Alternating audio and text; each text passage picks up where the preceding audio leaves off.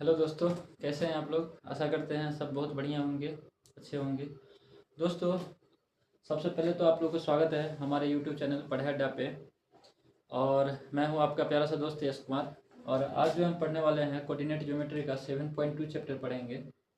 और आशा करते हैं हम आपको बेहतर तरीके से बता पाएँ चैप्टर के बारे में। और जितना अभी आपके एनसीईआरटी में दे रखा है उन पॉइंटों को हम अच्छे तरीके से समझा पाएँ। तो चलिए स्टार्ट करते हैं फिर बिना किसी देरी के और बिना ज़्यादा बात किए हुए। तो कल तो हमने पढ़ रखा था दोस्तों डिस्टेंस फार्मूला, और उसके बेसिस पे हमने सारे क्वेश्चन को सॉल्व किए थे। आज जो है हम पढ़ेंगे सेक्शन फार्मूला और उसके बेसिस पे सारे क्वेश्चन सॉल्व करेंगे। देखिए दोस्तों, सेक्शन फार्मूला को किस तरह से ड्राइव करेंगे, सबसे पहले तो ये देखना है हमको सेक्शन फार्मूला क्या है नहीं है और कैसे हम इसका यूज करेंगे, ये सारी चीज़ें देखेंगे। तो जैसे मैंने एक ग्राफ बनाया पहला, ये ग्राफ एक्स एक्सिस माइनस का X axis, Y axis minus का वाई एक्सिस। ठीक है भाई। अब मान लीजिए हम अभी सारे पॉइंट जो है फर्स्ट क्वाड्रेंट में ले रहे हैं। तो एक पॉइंट है पी, ठीक है। दूसरा पॉइंट हमने कंसीडर कर लिया क्यू। और अगर ये पी और क्यू को मिला दें तो हमारे पास ये डिस्टेंस निकल के आएगा पी क्यू। लेकिन अपने को ये तो पिछले वाले चैप्टर में था ना, डिस्टेंस निकालने के लिए। इसमें सेक्शन है तो इसको क्या करेंगे, डिवाइड करेंगे। तो मान लीजिए कोई पॉइंट आर है जो पी और क्यू को डिवाइड कर रहा है और किसी भी रेशियो में कर रहा है, ये तो क्वेश्चन में देखेंगे। अभी मान लेते हैं कि ये आर जो पॉइंट है ये M1 और M2 के रेशियो में ये पी और क्यू पॉइंट को डिवाइड कर रहा है। ठीक है भाई, इतना पॉइंट तो समझ में आ गया होगा आशा करते हैं। और पी का जो कोऑर्डिनेट है, अगर x1 y1 है और मैंने r का कोऑर्डिनेट x और y हो गया और q का कोऑर्डिनेट x2 y2 मैंने कंसीडर कर लिया। ये कोऑर्डिनेट क्या है दोस्त, ये जो कोऑर्डिनेट है ना, अगर x हम x1 लिखें तो x1 क्या है, अगर x एक्सिस पे ये p पॉइंट का डिस्टेंस है ओरिजिन से, अगर ये ओरिजिन O है तो यहाँ से अगर हम एक लाइन ड्रॉ करें नीचे की तरफ तो यहाँ से ये जो डिस्टेंस होगा पी पॉइंट का ये x1 होगा। सिमिलरली ये r के लिए तो यहाँ से यहाँ तक जो डिस्टेंस होगा वो x है। ठीक है भाई, यहाँ तक तो कोई दिक्कत नहीं। और इसी तरह q के लिए ये x2 जो है, अभी हम समझाने के लिए इधर कर रहे हैं, एक्चुअली ये ओरिजिन से डिस्टेंस है, ये डिस्टेंस है यहाँ से ओरिजिन से ये जो डिस्टेंस होगा ये डिस्टेंस यहाँ तक x2 है। ठीक है भाई, चलो इतनी बातें में तो कोई दिक्कत नहीं है समझने में। अब ये y1 मैं इधर ना बना के मैं इधर ही बना के समझा देता हूँ। तो ऐसे देखोगे तो यहाँ से देख सकते हो तुम, ये y1 डिस्टेंस हो गया, अगर यहाँ से लेके यहाँ तक का डिस्टेंस ये y1 हो गया। और इस तरह से y,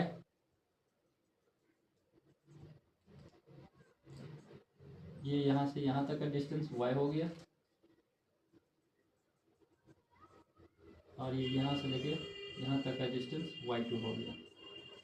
ठीक भाई, इतना तक तो कोई दिक्कत नहीं है डिस्टेंस समझने में, कौन x1 है x2 है। अब चलिए, अब हमको क्या पता करना है, अगर हम ये डिस्टेंस यहाँ से यहाँ तक कितना डिस्टेंस हुआ, ये जब पता करना हो तो कितना होगा। देखो यहाँ तक x है, ये इतना x1 है, ये बाकी कितना रह गया, x में से माइनस के x1 करेंगे, x माइनस x1 तो निकल जाएगा। ये डिफरेंस, यही डिफरेंस इसका डिस्टेंस हो जाएगा। और हमने इस जहाँ पे ये जो डिस्टेंस है इसको मैंने कंसीडर किया, जिस पॉइंट पे मीट कर रहा है PQRS कर लो, इसका नाम हमने S डाल दिया। अब इसको देखोगे तो एक ट्रायंगल बन रहा है। ठीक है, एक ट्रायंगल बन गया, इसको ऊपर में लिख देते हैं x और y। अब ये ट्रायंगल बन गया और ये ट्रायंगल कौन सा होगा, राइट एंगल ट्रायंगल बन रहा है। इस तरह यहाँ भी करोगे, ये जो लेंथ फाइंड आउट करोगे तो ये इसका लेंथ कितना होगा, तो ये पूरा है यहाँ से यहाँ तक x2, ये यहाँ से ये y2, और सॉरी हमको x में निकालना है तो यहाँ तक है x2, ये x है तो ये डिस्टेंस कितना आ जाएगा अपने पास टोटल x2 में से x माइनस करोगे तो बाकी बचा हुआ ये डिस्टेंस आएगा, तो x2 माइनस का x हो गया। ठीक है जी, यहाँ तक तो कोई दिक्कत नहीं। इस तरह से ये डिस्टेंस हमको पता करना है, ये कितना होगा भाई, ये डिस्टेंस कितना होगा, ये कितना होगा, यहाँ तक तो y1 है और यहाँ तक y है, तो ये बचा कितना हो गया, y माइनस का y1, ये डिस्टेंस कितना हो गया, y माइनस का y1। ठीक है, अब इसी तरह से ये डिस्टेंस हमको पता करना हो तो ये कितना होगा, मतलब कि ये डिस्टेंस बोल रहा है, यहाँ पे देखोगे तो ये डिस्टेंस बोल रहा है, यहाँ तक y2 है। ठीक है जी, y2 है और ये माइनस का y है, तो ये डिस्टेंस कितना होगा, y2 माइनस का y, मतलब y2 माइनस का y, ये डिस्टेंस हो गई। ठीक है भाई, यहाँ तक तो पूरी क्लियर हो गया डिस्टेंस कैसे निकालते हैं, मतलब ये डिफरेंस किस तरह से मैंने निकाला है पता चल गया होगा। अगर यहाँ पे दो ट्रायंगल का फॉर्मेशन हो रहा है, एक ये ट्रायंगल, ये मैंने इसका एस रखा है, इसका नाम टी रख दो मान लो। ठीक है, दो ट्रायंगल बन रहा है, मैं मिटा देता हूँ थोड़ा समझाने के लिए। एक ट्रायंगल बन रहा है पी आर एस, या राइट एंगल लिख लो, पी एस आर, एक ट्रायंगल ये बन रहा है, दूसरा ट्रायंगल क्या बन रहा है, आर टी क्यू। ठीक है, आर टी क्यू, ये दो ट्रायंगल बन रहा है। इन दोनों में क्या सिमिलर कुछ दिख रहा है, तो बिल्कुल दिख रहा है यार। ठीक है, क्या दिख रहा है भाई, तो एक तो ये 90 डिग्री दिख रहा है। ठीक है, और इसमें भी एक ये 90 डिग्री, यहाँ एस पे है, यहाँ टी पे है। दूसरा क्या दिख रहा है, ये जो एंगल होगा, अगर ये थीटा होगा तो ये भी थीटा होगा, कोरोस्पॉन्डिंग एंगल्स हैं। ठीक है, इन दोनों ट्रायंगल में क्या हो रहा है, डबल ए सिमिलरिटी लग रहा है। ठीक, एंगल दो एंगल बराबर है ना भाई, ये दो ट्रायंगल में क्या है, दो एंगल बराबर है, तो हम ए सिमिलरिटी लगा सकते हैं। ए सिमिलरिटी से ये जो दोनों ट्रायंगल हो जाएगा, क्या हो जाएगा, सिमिलर हो जाएगा। ठीक, अगर ये सिमिलर है दोनों, तो इसका मतलब उसका साइड का रेशियो जो होगा वो क्या होगा, प्रोपोर्शनल होगा। साइड के रेशियो, ये साइड का जितना रेशियो होगा इसके प्रोपोर्शनल में ये होगा। ठीक है, तो लिख लो P R equal to R Q, P R का इक्वल टू आर क्यू। इसी तरह से अगर देखोगे तो ये पी एस का रेशियो आर टी के साथ प्रोपोर्शनल होगा, P S by R T. और इस तरह से ये साइड इस साइड के, तो R S upon Q T. ठीक है, बस हो गया अपना काम, इतना ही करना था। अगर दो ट्रायंगल सिमिलर है, ए प्रॉपर्टी से उसके साइड के रेशियो भी क्या होंगे, सिमिलर हो गए। तो मैंने कर लिख लिया, ये साइड के रेशियो सिमिलर कर लिया। अब देख लो पी आर का वैल्यू कितना है, m1, पी आर का वैल्यू m1 और आर क्यू का वैल्यू m2। तो पी आर की जगह क्या लिख देंगे, m1, आर क्यू की जगह m2। पी एस कितना है भाई, पी एस एस माइनस का s1, एक्स माइनस का x1, और आर टी कितना भाई, x2 माइनस का x1, x2 माइनस का x। इस तरह से आर एस कितना है भाई, y माइनस का y1, y माइनस का y1, और क्यू टी कितना है, y2 माइनस का y, y2 माइनस का y। ठीक है, अब इतना निकल के आ गया, तो एक बार इसके साथ इक्वेट करोगे m1 का रेशियो, फिर जब x के साथ हो जाएगा तो फिर y के साथ करेंगे, इसी तरह से अपना फॉर्मूला निकल जाएगा। यहाँ से देखो करते हैं, m1 upon m2 is equal to क्या आ जाएगा, x माइनस का x1 अपॉन x2 माइनस का x। क्रॉस मल्टीप्लिकेशन करोगे यहाँ पे, m1 किसके साथ मल्टीपल होगा, m1 x2 माइनस का x के साथ, m2 किसके साथ, x माइनस का x1 के साथ, x माइनस का x1। तो m1 से मल्टीप्लाई कर दो, m1 x2 आ गया यहाँ पे, m1 x आ गया, m2 x माइनस का m2 x1। ठीक है भाई, यहाँ तक तो कोई दिक्कत नहीं।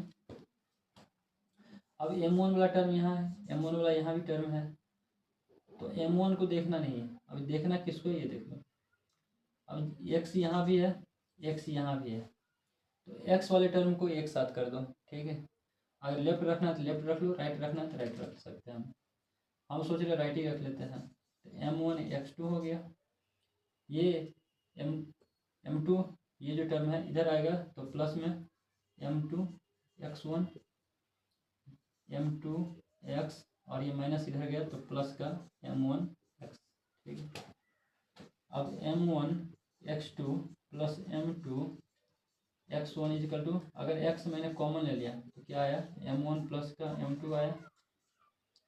अगर हमको x चाहिए तो x बराबर क्या आ जाएगा formula, m1 x2 plus m2 x1, ये अपॉन में डिवाइड, मल्टीपल इधर आए तो डिवाइड में m1 प्लस का m2, ये अपना आ गया x कोऑर्डिनेट फाइंड आउट करने का, ठीक है। x क्या है, ये मीट इसके जो p और q को जो रेशियो में कर रहा था, डिवाइड कर रहा था, r पॉइंट जो डिवाइड कर रहा था, और वो उसका कोऑर्डिनेट है, r पॉइंट का कोऑर्डिनेट आ गया। अब इसी तरह से y का निकालना है, तो एक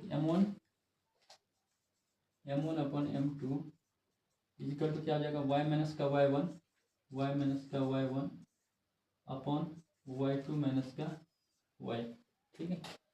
अब इनको सोल्व कर लोगे तो यहाँ से आ जाएगा अपना y का कोऑर्डिनेट, क्रॉस मल्टीप्लिकेशन कर दो, m1 y2 minus m1 y, m2 y minus m2 y1।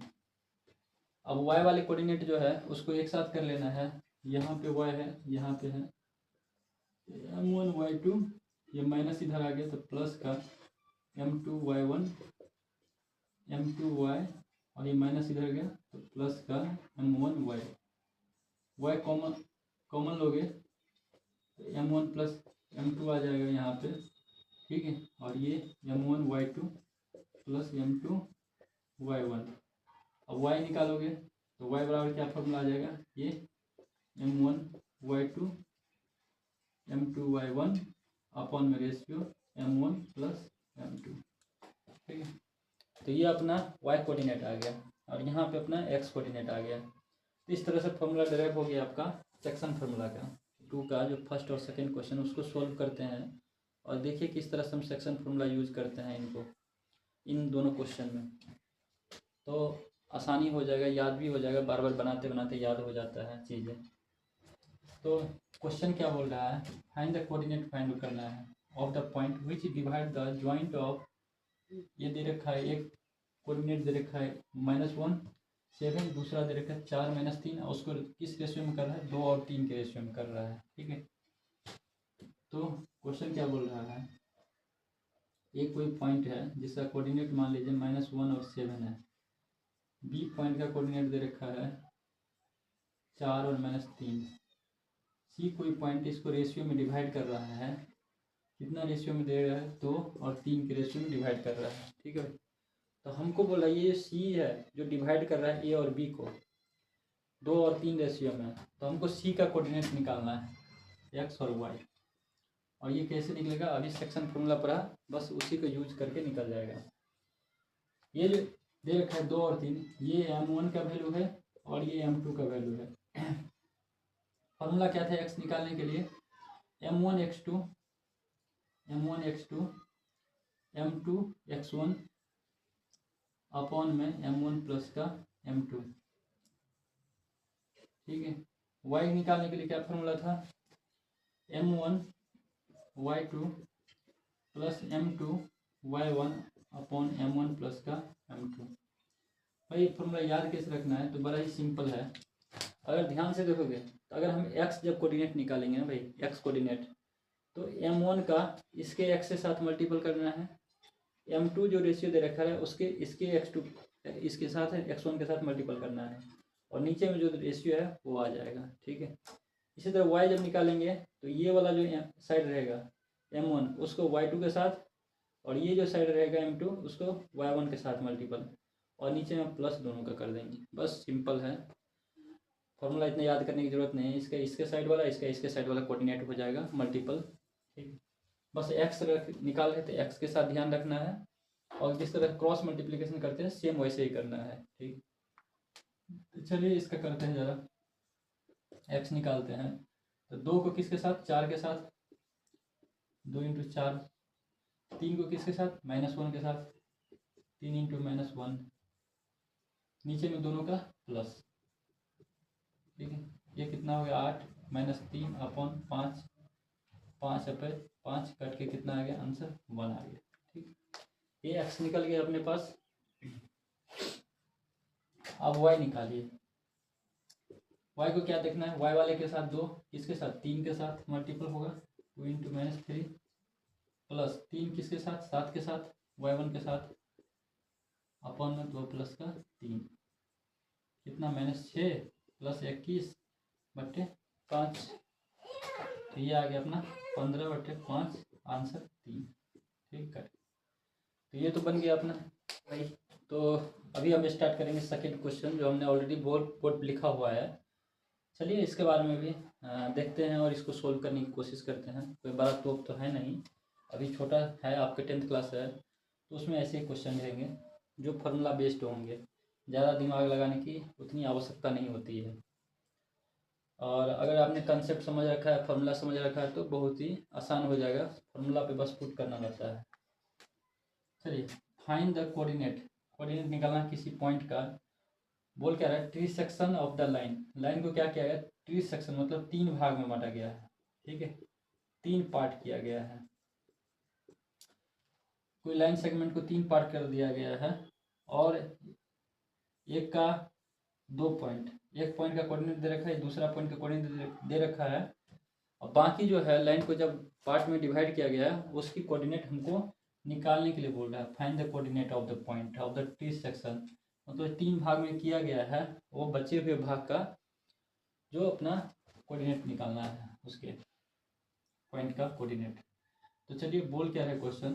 तो मान लीजिए कोई लाइन सेगमेंट है, ए और बी एक लाइन सेगमेंट है, और इसका ए का कोऑर्डिनेट 4 और 1 दे रखा है, बी का दे रखा है -2 और 3, -2 और -3 दे रखा है, ठीक है भाई।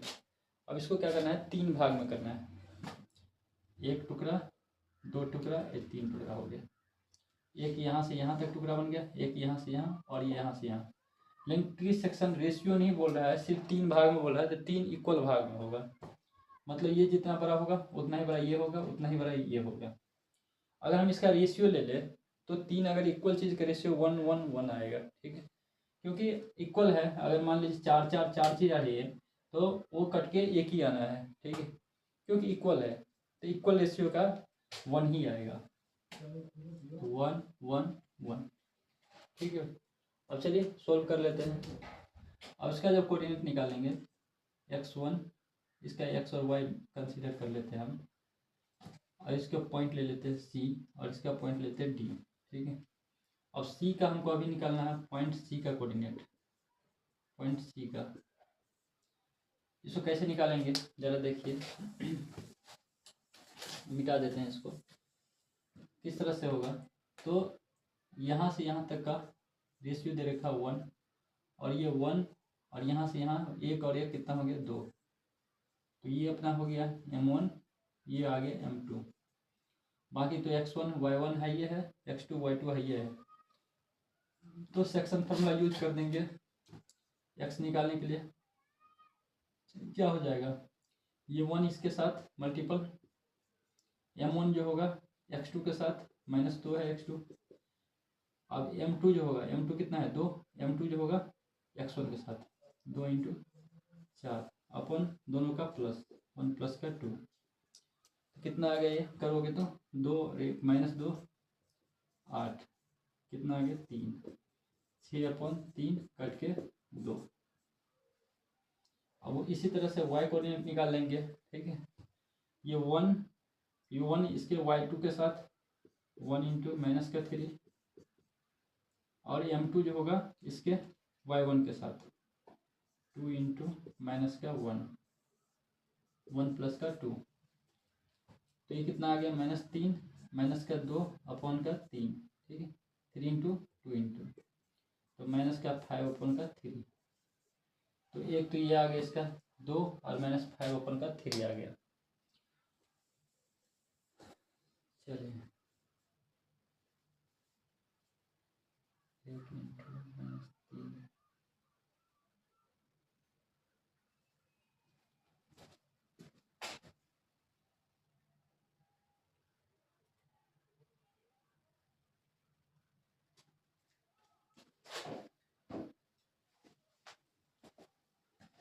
ठीक है भाई, तो एक तो ये आ गया अपना। ठीक है, पॉइंट सी का कोऑर्डिनेट। अगर पॉइंट डी का हम कोऑर्डिनेट निकालें तो डी के लिए क्या हो जाएगा यार?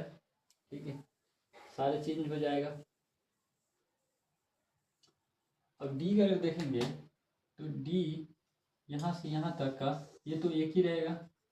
अगर ये इस पॉइंट का कोऑर्डिनेट हम फाइंड आउट कर रहे हैं तो ये एक हो जाएगा और यहाँ से यहाँ तक का रेशियो 2 हो जाएगा। ठीक है, कोई दिक्कत नहीं, यहाँ तक तो कोई दिक्कत नहीं होगा, क्लियर होगा। तो ये M1 हो गया, ये M2 ले लिया। अब सेम वैसे ही करना है, डी पॉइंट के लिए एक्स और वाई फाइंड आउट करना है। तो पॉइंट डी यहाँ रख देते हैं और एक्स कोऑर्डिनेट इसके लिए निकालते हैं। तो कितना हो जाएगा?